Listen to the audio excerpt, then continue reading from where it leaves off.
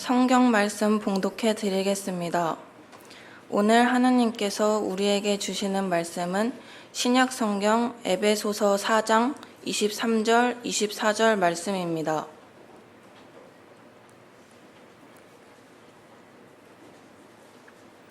신약 성경 315쪽 에베소서 4장 23절, 24절 말씀입니다.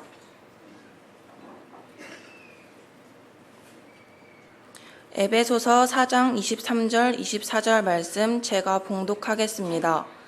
오직 너희의 심령이 새롭게 되어 하나님을 따라 의와 진리의 거룩함으로 지으심을 받은 새 사람을 입으라.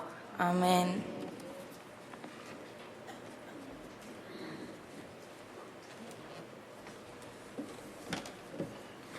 자, 우리 사랑하는 성도 여러분, 한 주간 잘 보내셨습니까? 늘 하나님의 은혜가 함께하기를 간절히 소원합니다. 저에게 맡겨진 4주간의 사역이 오늘 잘 마지막 되기를 소원합니다. 자, 오늘 이 시간에는 우리가 청년부도 함께 예배한다 해서 어떤 말씀으로 준비할까 하면서 오늘 이 에베소서 4장 말씀을 좀 기도하면서 준비를 했습니다. 제가 동명교회에 있으면서 그 2020년경에 우리 성도들과 함께 이 성경 영혼론에 관한 주제로 이 성경 공부를 5주간 한 적이 있었는데, 이 성경 영혼론을 우리 청년들이나 우리 모든 성도들이 좀 정확하게 이해하면 좋겠다. 이제 이럴 때 오늘 본문의 말씀은 그것과 연장해서 이 마음과 영혼의 관계가 어떤 것인가 좀 명확하게 이해하고 우리가 이 어두운 시대 가운데서 참으로 주의 백성으로 우리가 단단히 서는 그런 귀한 시간이 되기를 다시 한번 부탁의 말씀을 드립니다. 그래서 오늘은 여러분들과 함께 성경이 말하는 영혼과 마음의 관계에 대해서 살펴보도록 하겠습니다. 그 영혼과 마음은 그 우리 안에 가장 가깝게 놓여 있지만 이상하게도 이것에 관해서 그리 깊게 생각하지 않고 약간 관리되지 않은 채로 방치되어 있다라고 저는 생각을 합니다. 그러니까 가장 가까이에 있는 우리의 영혼과 우리의 마음의 상태들을 우리가 잘 케어하고 우리가 관리를 하면 좋을 건데, 요즘에 우리 청소년들 그리고 우리 청년들 같은 경우 보면 그게 관리가 되지 않아요. 그 마음과 우리의 영혼을 관리해야 되는데 관리가 되지 않는 것들이 많이 보게 된다는 거죠. 그래서 종교개혁자 장 칼뱅은 그 하나님을 알기 위해서는 자신을 알아야 한다라고 우리에게 말씀해 주었습니다. 그래서 바른 신지식, 바른 하나님에 대한 지식을 우리가 배우기 위해서는 바른 인간론을 배워야 됩니다. 그래서 우리 인간의 상태가 어떤 상태인지, 그리고 우리 인간의 존재가 어떤 존재인지를 정확하게 이해할 때 하나님을 정확하게 이해할 수 있거든요. 왜 그런가 하면 진리라는 것은 복잡하지 않아요. 진리는 항상 단순한 데 있습니다. 그래서 내 자신을 정확하게 이해하면 하나님을 정확하게 이해할 수 있어요. 그래서 그러한 영적인 진리들이 우리 가운데 잘 있기를 소원합니다. 인간론에 대한 주제는 다양하지만 그 가운데 이 영혼과 마음의 관계는 아주 중요한 주제 가운데 하나라고 저는 생각을 합니다. 현대 크리스찬은 이러한 주제를 귀담아 들을 필요가 있다고 생각을 합니다.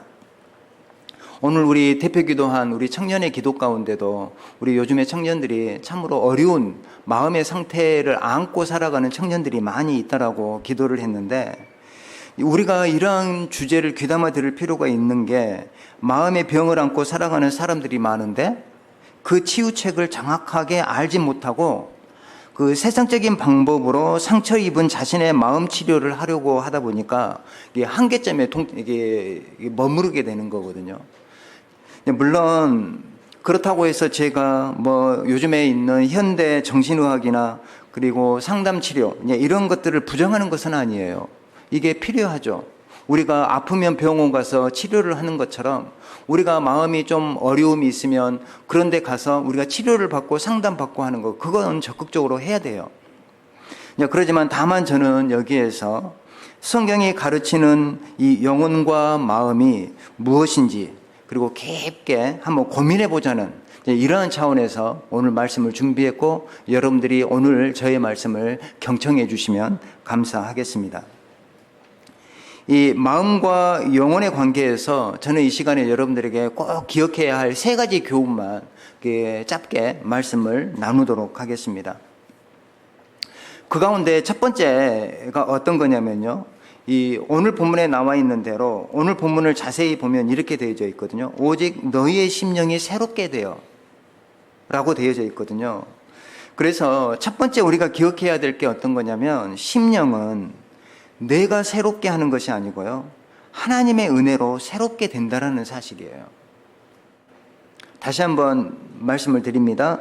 심령은 내가 새롭게 하는 것이 아니고 하나님의 은혜로 새롭게 되는 것이다라는 거죠. 이게 아주 중요한 출발이라고 생각합니다. 이게 정말로 중요한 출발이에요. 모든 문제를 해결하는데 가장 중요한 출발이라고 저는 생각합니다.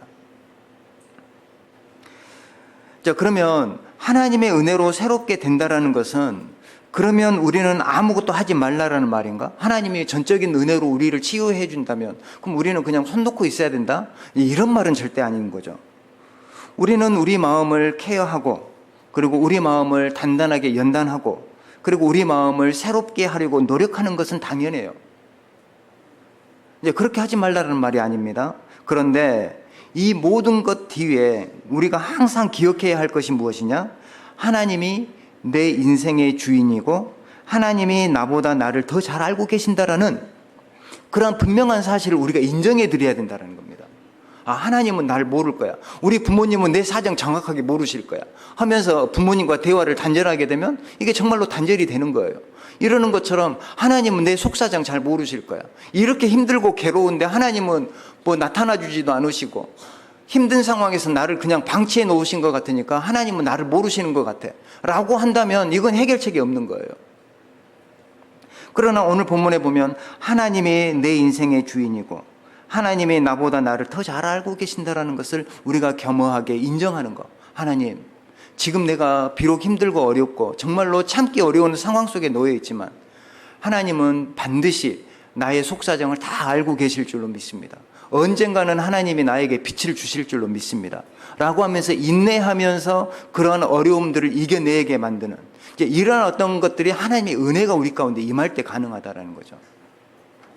오늘 본문을 우리가 좀 주목해서 보면 이렇게 되어 있죠. 오늘 본문은 오직 너희 심령이 새롭게 되어 하나님을 따라 의와 진리의 거룩함으로 지으심을 받은 새 사람을 입으라. 이렇게 기록되어 있어요. 여기서 우리가 주목해야 될 게 무엇일까요? 새롭게 되어. 이 새롭게 된다라는 겁니다. 여기서 중요한 건 뭐냐면 새롭게 하라가 아니고요. 너희는 새롭게 하라. 너희 심령을 새롭게 하라. 이렇게 말하지 않고요. 새롭게 되어. 이 사실이 너무나도 중요한 사실이에요. 그래서 이는 내 안에서 하나님이 일할 수 있는 영역을 마련하라라는 거죠. 그러니까 우리가 봐보면 하나님을 믿는 사람이나 믿지 않는 사람들이나 이 세상에 살면서 어려움은 누구나 다 당하거든요. 어려움이 없는 사람은 없죠. 누구나 다 어려움을 당해요. 그렇지만 중요한 건 뭐냐면 하나님을 온전히 믿는 사람은 그 어려움 속에서 하나님이 나를 케어해 주시고 하나님이 나를 선한 곳으로 인도해 주신다라는 온전한 믿음 가운데 선다라는 거예요. 근데 믿음이 없는 사람은 그 모든 문제를 자기가 스스로 해결하려고 하니까 이게 해결이 안 되는 거예요. 더 수렁에 빠지는 거예요. 우리가 늪속에 빠지면 더 허우적거리면 더 깊은 속으로 빠져들는 것처럼 하나님이 없는 사람들은 어떤 마음의 병이나 어떤 정신적인 어려움들이 찾아오면 스스로 허우적거리다가 그냥 수렁에 빠져서 끝나버리는 거예요. 정말 중요한 건 하나님이 우리 가운데 역사하실 때 우리가 그 수렁에서 빠져나올 수 있는 겁니다. 아멘. 그래서 이 새롭게 되어 여기에서 이 새롭게 하다의 헬라어가 아나네오라는 헬라어를 사용하는데 이 아나네오라는 헬라어가 사용되는데 이 단어가 여기에서 수동태로 사용되고 있어요.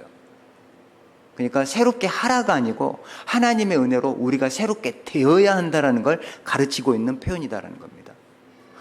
이게 아까 제가 서두에서 말한 것처럼 우리의 모든 어떤 문제 해결의 출발점이다라는 겁니다.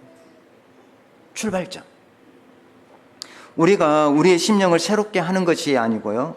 하나님이 우리의 심령을 새롭게 하는 것입니다. 이러한 은혜가 우리 청년들에게 그리고 우리 모든 성도들에게 임하기를 간절히 소원합니다. 마치 사람이 식물을 심고 물을 주지만 자라게 하시는 일은 하나님이시듯이 영혼의 문제 해결은 하나님 손에 달려 있는 겁니다. 하나님이 우리 가운데 은혜를 베풀어 주시면 참으로 수렁 속에 있는 우리의 영혼이라 하더라도 다시 한번 살림이 생기는 거고 참으로 하나님을 향해서 우리가 찬양할 수 있는 것입니다. 요한도 이와 비슷하게 우리에게 말씀해 주고 있습니다. 너희가 진리를 알지니 진리가 너희를 자유롭게 하리라. 우리가 우리를 자유롭게 못해요. 우리가 우리를 절대 자유롭게 못합니다. 왜? 사슬에 맡겨져 있는데, 사슬에 묶어져 있는데 어떻게 그 사슬을 우리가 스스로 풀 수가 있겠습니까? 진리를 알지니 진리가 너희를 자유롭게 만들어 줄 것이다 라고 사도 요한이 우리에게 가르쳐 주고 있습니다. 우리를 자유롭게 하는 것은 우리가 아닙니다. 하나님의 은혜, 하나님의 진리. 그래서 우리가 하나님의 말씀을 깊이 묵상하는 건 뭐냐면 그 말씀을 통해서 하나님이 역사하시거든요. 이 말씀에 대한 온전한 깨달음이 올 때 우리의 영혼이 회복이 되는 거예요.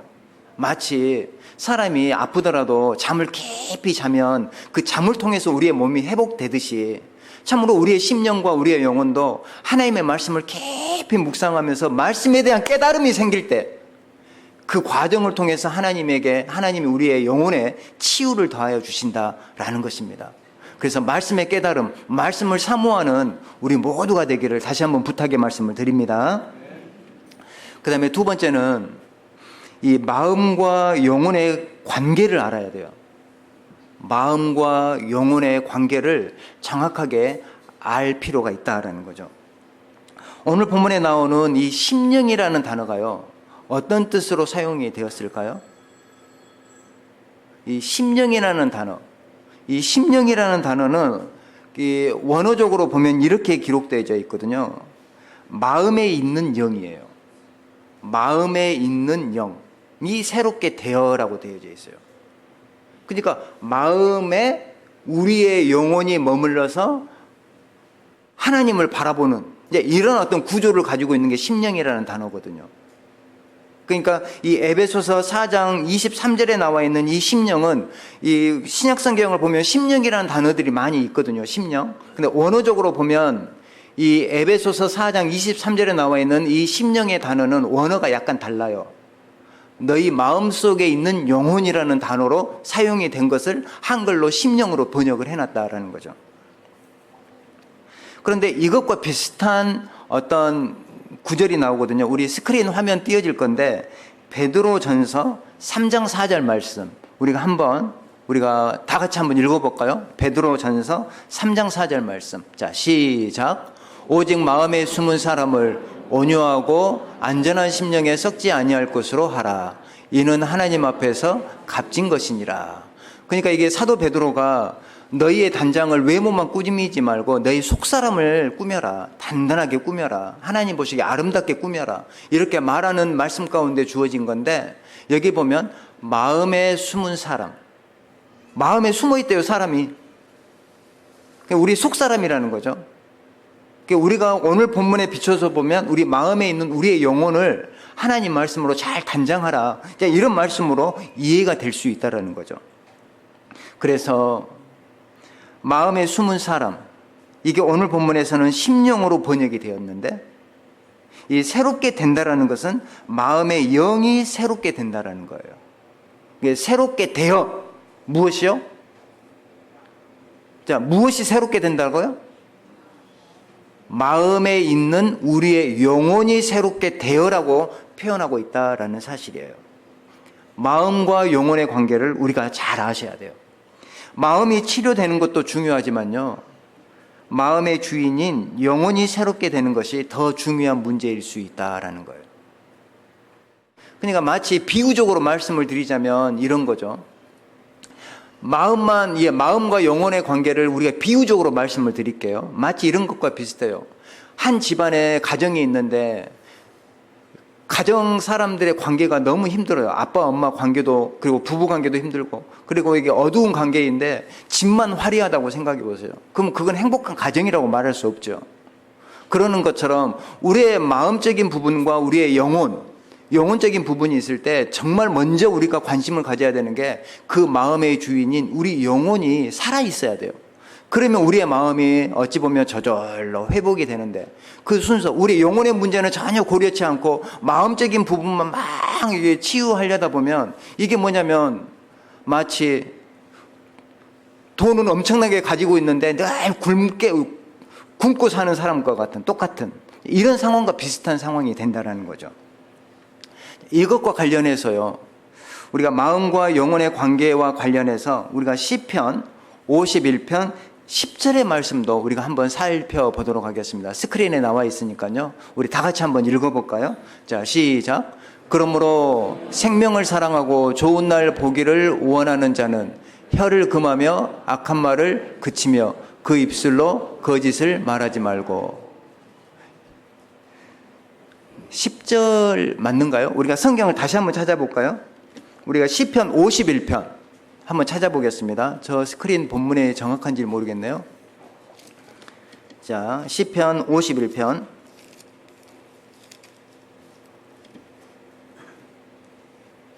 10절 말씀. 자, 시편 51편 10절 말씀. 자, 우리 다 같이 한번 크게 한번 읽어보도록 하겠습니다. 10절입니다. 시작. 하나님이여 내 속에 정한 마음을 창조하시고 내 안에서 정직한 영을 새롭게 하소서. 자, 오늘 본문을 보면 우리가 잘 아는 대로 51편은 다윗이 참으로 악한 죄를 범하고 난 다음에 나단 선지자의 경고를 듣고 하나님 앞에 회개하며 올려드린 시편 아니겠습니까? 그 시편 가운데 보면 10절을 보면 이렇게 기록되어져 있죠. 하나님이여 내 속에 정한 마음을 창조하시고 내 안에 정직한 영을 새롭게 하소서 라고 되어져 있습니다. 여기에서 중요한 건 어떤 거냐면요, 여기를 보면 여기서 우리가 주목해야 될 게 마음이라는 거, 마음을 창조하시고 영을 새롭게 한다라고 나와 있거든요. 그러니까 뭐냐면 마음은 공간적인 성격이 있어서 무너뜨리고 새롭게 창조할 수 있는 어떤 요소가 담겨져 있어요. 성막도 물질적인 어떤 공간이기 때문에 허물어뜨리고 다시 새롭게 지을 수가 있어요. 그렇지만 그 성막에 머물러 계신 어떤 하나님은 성막이 더러워졌다고 해서 그 하나님이 더러워지고 사라지고 소멸되고 없어지는 건 아니잖아요. 그러죠? 그러니까 여기서 우리가 생각해 볼 수 있는 건 마음은 공간적인 성격이 있어서 무너뜨리고 새롭게 창조할 수 있지만 이 영혼은 이미 창조되었기에 없어지지 않고 새롭게 되어진다라는 말의 의미를 담고 있다는 거예요. 하나님이 창조한 우리 인간은 소멸되지 않아요. 직접적으로 말하면 하나님이 창조하신 우리의 영혼, 우리 각자에게 주어진 배당된 그 영혼들이 있잖아요. 그 영혼은 하나님이 뜻하셔서 창조했기 때문에 소멸될 일이 없어요. 하나님은 헛된 일을 하지 않거든요. 하나님의 창조는 절대 헛되게 끝나지 않아요. 하나님이 창조한, 특히 하나님의 형상대로 창조한 모든 사람들, 그 영혼 하나하나를 하나님은 결코 무너뜨리지 않고 포기하지 않고 소멸되지 않도록 하나님이 단단히 붙잡고 계셔요. 그런데 그 영혼이 머물러 있는 우리의 마음은 죽고 다시 부활시켜서 새롭게 만들 수 있는 공간의 영역이다라는 것을 우리가 생각해 볼 수 있는 대목이라는 거죠. 영혼의 존재를 인정하는 것이 왜 중요할까요? 이는 영혼을 통해서 우리가 창조주 하나님을 기억할 수 있기 때문에 그래요. 저도 이 부분을 가지고 많이 고민을 해봤거든요. 자, 우리 사람에게 영혼이 있다라는 어떤 결정적인 증거가 뭘까? 한참을 생각을 해보면서 이런 걸 생각을 해봤거든요. 영혼이 없는 동물과 함께 비교를 해봤어요. 우리가 동물들은 영혼은 없다라고 이해를 하거든요. 이런 이야기를 하면 여러분이 좀 더 설명이 요구되긴 하지만, 이제 이런 것은 언제 다음에 기회가 있을 때 말씀드리겠지만, 동물들 안에 혼적인 부분은 있지만, 우리가 말하는 영혼은 없어요. 영혼은 없거든요. 그랬을 때 영혼이 없는 동물은 창조주 하나님을 인격적으로 알아서 그분을 기억하고 그분의 말씀을 지키지 못해요. 우리 사람과 동물의 가장 결정적인 차이는 뭐라고 생각하십니까? 가장 결정적인 차이는 저는 언어 사용이라고 저는 믿어요. 동물은 언어 사용을 하지 않지만 우리 사람은 언어 사용을 하거든요. 하나님은 왜 우리 인간에게 언어를 사용할 수 있는 어떤 그런 능력을 주셨을까요? 가장 본질적인 건 그 언어를 통해서 하나님과 소통하기를 하나님이 기뻐하셨기 때문에 그래요. 하나님도 처음부터 예수 그리스도께서 말씀으로 계셨잖아요. 하나님과 말씀이 함께 계셨잖아요. 그러면서 하나님도 그 말씀으로 소통을 하셨거든요. 그와 비슷하게 하나님은 하나님의 형상으로 창조된 우리 인간을 말로 소통될 수 있는 존재로 만드셨어요. 그러니까 사람이 언어를 사용한다는 건 다른 말로 말하면 우리 안에 영혼이 있다라는 어떤 간접적인 증거가 될 수 있는 측면이다라고 저는 분명히 여러분에게 말씀을 드립니다. 하나님은 영이시기에 영적인 방법으로 하나님을 바라보는 거예요. 여기서 영적인 방법이라는 것은 언어를 사용해서 하나님께 나가는 거다라는 겁니다. 우리도 모든 예배가 다 언어로 이루어져 있잖아요. 찬양도 언어로 하고 말씀도 언어로 하는 거고 언어를 통해서 하나님을 인식하고, 그러니까 이 언어가 있다라는 것은 우리 안에 영혼의 중요한 기능이거든요.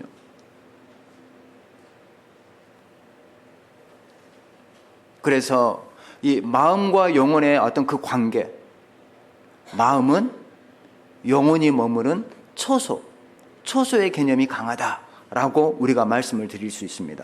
자, 그러면 마지막 한 가지, 이 세 번째만 잠깐 우리가 살펴보고 우리가 기도하기 원하는데요.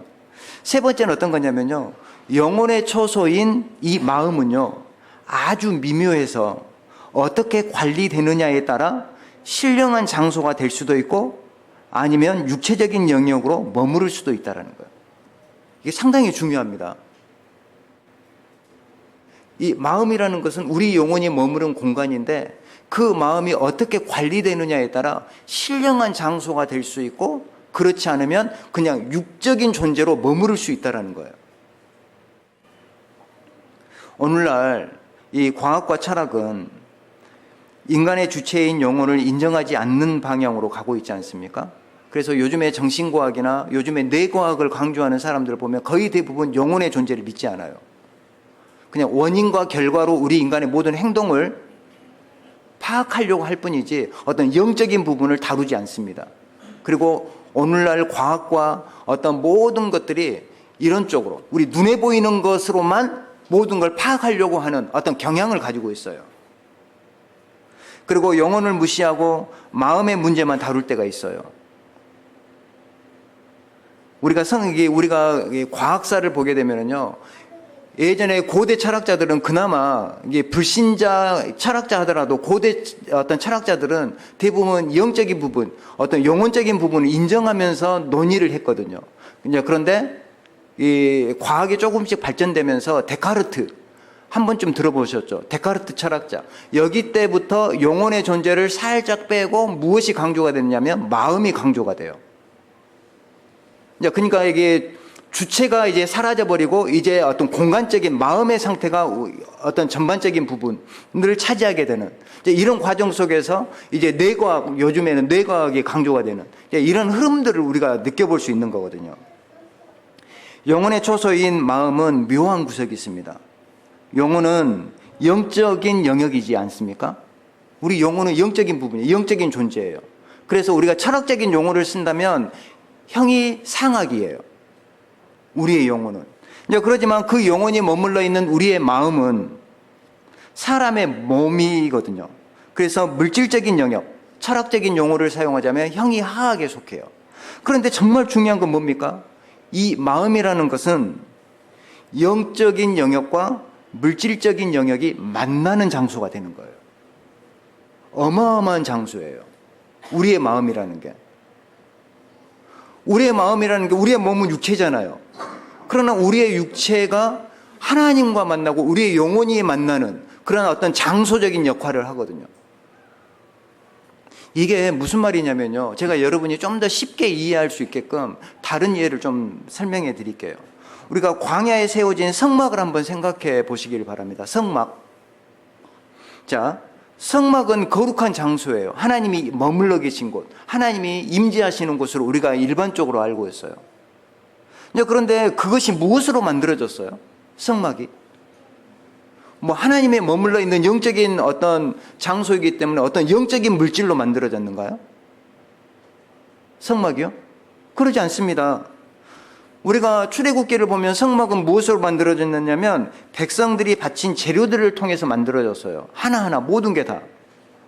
심지어 언약궤조차도, 우리가 지난 시간에 살펴봤던 그 언약궤조차도 그냥 일반 물질 조각목으로 만들어졌어요. 똑같이. 그러니까 이 성막이라는 것은 아주 기묘한 장소예요. 왜? 영적인 영역과 물질적인 영역이 만나서 하나님의 어떤 음성이 선포되는 곳이거든요. 그러니까 어마어마한 곳이잖아요. 그래서 이 성막에는 성과 속이 함께 공존해요. 그리고 이 성막이 성막의 기능을 제대로 감당할 때 거룩한 장소가 되는 거예요. 그런데 성막이 그릇된 방식으로 활용이 된다면 거룩한 장소가 아니라 하나님이 혐오하시는 공간이 돼버리고 말아요. 그러지 않습니까? 우리의 마음도 똑같다는 거예요. 우리의 마음이 머물러 있는 영혼이 하나님을 바라보며 하나님을 잘 동행하며 살면 우리의 마음은 정말 거룩한 장소가 되는 거예요. 그러지만 우리의 마음에 하나님이 떠나버리고 악한 마귀, 어떤 세상에 하나님이 정말로 싫어하는 것들 우리의 마음에 꽉 자리 잡으면 우리의 영혼도 침체할 뿐만 아니라 성령 하나님도 잠들어버리고, 그래서 우리의 마음은 정말 어두운 공간이 되어버리는. 그러니까 우리의 마음은 어떻게 하기에 달려있는 거예요. 거룩한 장소가 될 수 있고 또 추악한 장소가 될 수 있는 게 우리의 마음이다라는 것을 우리가 잘 알고 있지 않습니까? 우리 마음도 이러한 두 가지 양면을 동시에 가지고 있습니다. 그래서 마음의 주인인 영혼의 상태에 따라서 그것이 거룩한 장소가 될 수 있고 아니면 지저분한 장소가 될 수가 있다라는 사실입니다. 그래서 사도 바울은 그 마음이 어떤 성격의 것인지를 이렇게 기록해 주었거든요. 우리가 고린도후서 3장 3절 한번 찾아볼까요? 예, 자, 본문에 나와 있네요. 자, 우리 3장 3절 말씀 우리 다 같이 한번 읽어보겠습니다. 시작. 너희는 우리로 말미암아 나타난 그리스도의 편지니 이는 먹으로 쓴 것이 아니요 오직 살아계신 하나님의 영으로 쓴 것이며 또 돌판에 쓴 것이 아니요 오직 육의 마음판에 쓴 것이다. 여기를 보면 제가 여러분들과 말씀을 나누고자 싶은 게 맨 끝에 나와 있는 본문의 말씀. 돌판에 쓴 것이 아니요 오직 어디에 쓴 거라고요? 그냥 마음이 아니죠. 어떤 마음판? 육의 마음판에 쓴 것이라 나와 있잖아요. 그러니까 우리의 마음은 본래 육적인 재료예요. 성막의 재료도 다 물질적인 재료로 만들어졌던 것처럼. 그러니까 우리가 보통 마음이다 하면 물론 학자들마다 마음을 우리 뇌로 생각하는 사람, 우리의 심장으로 생각하는 사람 이게 다양하지만 어떤 정확하게 특정을 하지는 않지만 이 마음의 요소는 분명하게 육체적인 물질적인 특성을 가지고 있다라고 이야기를 하고 있어요. 육의 마음판이라고 기록되어 있잖아요. 그래서 바울은 마음을 육의 마음판으로 불렀습니다. 그러니까 이 마음이라는 것은 몸의 일부분이지만 영적인 존재인 영혼이 깃들고 그리스도의 영이 마음에 함께 좌정하여서 우리와 인격적인 교제를 나누는 이런 엄청난 장소가 된다는 겁니다. 그러니까 우리 안에, 그래서 성경은 너희가 성전이라고 그러잖아요. 우리를 보고 성전이라고 그러죠. 성전. 근데 그 성전을 구약 때는 어디가 성전이에요? 이스라엘 회중 가운데 세워져 있는 그 성막이 성전이 되는 거잖아요. 그러니까 이 성막과 이 마음이 같은 성격을 가지고 있다는 걸 가르치고 있는 거예요. 그 성막에 물질로 만들어져 있는 그 성막이 하나님의 임재예요. 그래서 거룩한 장소가 되듯이 너희의 몸도 흙으로 만들어졌지만 그 마음이 하나님이 머무르고 너희 영혼이 정말로 살아있을 때 거기가 거룩한 장소가 된다라고 말해주고 있기 때문에 우리를 향해서 너희가 성전인지 알지 못하느냐, 사도 바울은 그렇게 가르쳐주고 있습니다. 우리가 용어 가운데 보면 랑데부라는 단어 혹시 아신가요? 랑데부. 아마 처음 들어보신 분 계실 거예요. 랑데부라는 게 어떤 단어냐면요. 보통 랑데부는 인공위성이 우주 정거장에 도킹하기 위해서 우주 공간에서 만나는 것, 접촉하는 것을 랑데부라고 하거든요. 그러니까 딱 여기 있으면 이 공간에 딱 접촉하는 거 있죠. 그래서 인공위성이 여기 딱 안착하는 거. 이제 이런 것을 보통 우리가 용어로 보면 랑데부라고 하는데, 모든 공간이 랑데부 지점이 아니에요. 모든 공간이 다 어떤 접촉 지점이 아니거든요. 접촉 지점이라는 건 일정 부분이에요. 일정 부분. 그래서 랑데부 지점은 특정 공간이 랑데부 지점인 거예요. 특정 지점. 우리가 봐보면 이런 비슷한 게 있거든요. 나니아의 연대기. 나니아 연대기. 자, 여기를 보면 주인공 가운데 루시가 나오거든요.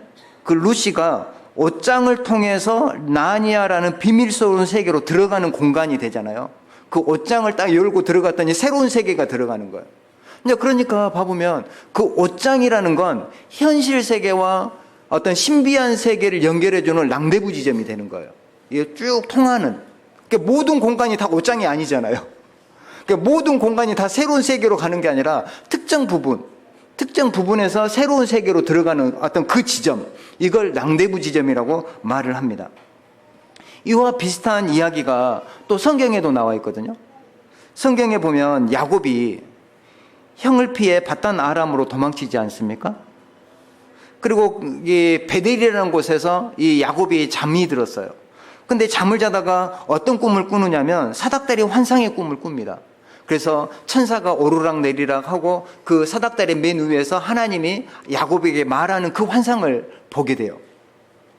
그래서 이제 그리고 난 다음에 여러 내용의 약속을 해주면서 딱 하니까 야곱이 잠을 깨게 되거든요. 그리고 난 다음에 야곱이 무엇이라고 말을 하느냐.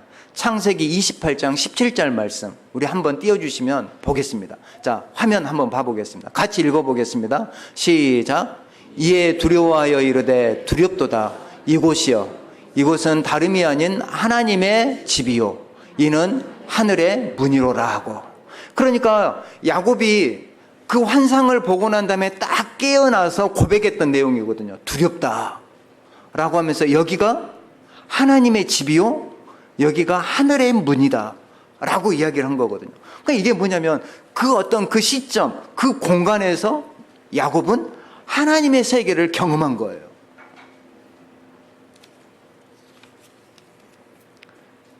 우리 사랑하는 성도 여러분, 이러한 랑데부 지점, 물질적인 영역과 영적인 공간이 절묘하게 만날 수 있는 공간을 다른 데서 찾지 마십시오. 우리 안에 있습니다. 우리의 마음이 그런 공간이에요. 우리의 마음 안에서 하나님을 발견하지 못하면 그 어떤 공간에서도 하나님을 만날 수 없어요. 우리의 마음을 잘 새롭게 되어지는 그런 은혜가 있기를 간절히 소원합니다.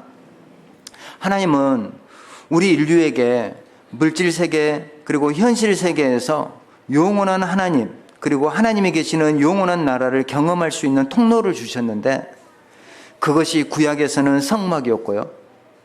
그리고 신약에서는 그게 바로 넓게 보면 교회 공동체예요. 그래서 교회 공동체는 우리가 성경을 여러분이 주목해서 보면 마치 사람으로 비유를 해놨어요. 교회를 그리스도의 몸으로 표현했잖아요. 몸이라는 거 우리 사람이거든요. 우리 사람이 성전이듯이 그리스도의 공동체, 이 교회 공동체에서 우리는 하나님의 신령한 것들을 경험하게 돼 있다라는 거예요. 다시 한번 말씀을 드리면 성막과 마음과 교회는 절묘하게 연결되어 있어요. 아주 절묘하게 연결되어 있습니다. 우리 교회 공동체도 어찌 보면 사람들이 모여있기 때문에 물질적인 영역이거든요. 사람들이 모여있잖아요. 그러지만 그 영역 속에 하나님이 임하시고 성령 하나님이 그 교회 공동체 가운데 함께 하실 때 그 공간에서 우리는 신령한 하나님의 나라를 경험하게 된다라는 사실입니다. 사람이 하나님을 영접하고 그리스도를 구주로 영접하면 마음 안에는 늘 하나님의 임재를 경험하고 늘 하늘의 문으로 들어가는 영적 통로를 얻지만 그리스도를 배척하고 말씀을 가까이 하지 않으면 신령한 우리네 마음이 그 기능을 하지 못하고 그리고 단단한 돌멩이처럼 육체 덩어리로 전락하게 돼버린다라는 겁니다. 그래서 말씀을 맺겠습니다. 우리 사랑하는 우리 청년 여러분 그리고 우리 성도 여러분, 하나님의 말씀을 늘 가까이 하셔서 여러분의 심령이 더욱더 새롭게 되어지는 그런 은혜가 넘치기를 다시 한번 부탁의 말씀을 드립니다. 제가 기도하겠습니다. 하나님 아버지, 이 시간에 우리 마음과 영혼의 관계를 잠깐 살펴보았습니다. 아버지, 참으로 우리 가운데 힘들고 어려운 우리 많은 성도들이 있는데 하나님 아버지, 그들에게 힘을 더하여 주시고 참으로 그리스도의 빛을 더하여 주셔서 어둠 가운데 놓이지 않고 참으로 하나님 나라를 바라볼 만한 그런 온전한 믿음 가운데 설 수 있도록 우리를 축복하여 주시옵소서. 예수님의 이름으로 기도합니다. 아멘.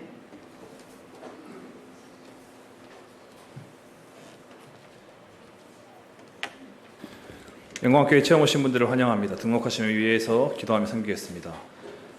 이번 주 금요일에 금요 기도를 모이겠습니다. 저녁 8시 30분부터 찬양한 시간을 갖도록 하겠습니다. 이번 주 토요일 29일 오후 4시에 학습 세대 입교 문답이 있습니다. 다음 주일 오전 예배 시간에 학습 세대 입교 예식이 있습니다. 위에서 기도해 주시길 바랍니다. 6월 성경익편은 다음 주일까지 제출해 주시길 바랍니다. 7월 성경익편은 서기석이 있습니다. 담임 목사님 12월 말까지 안식년을 갖습니다. 영적, 육적으로 재충전되고 새로운 배움이 있도록 기도해 주시길 바랍니다.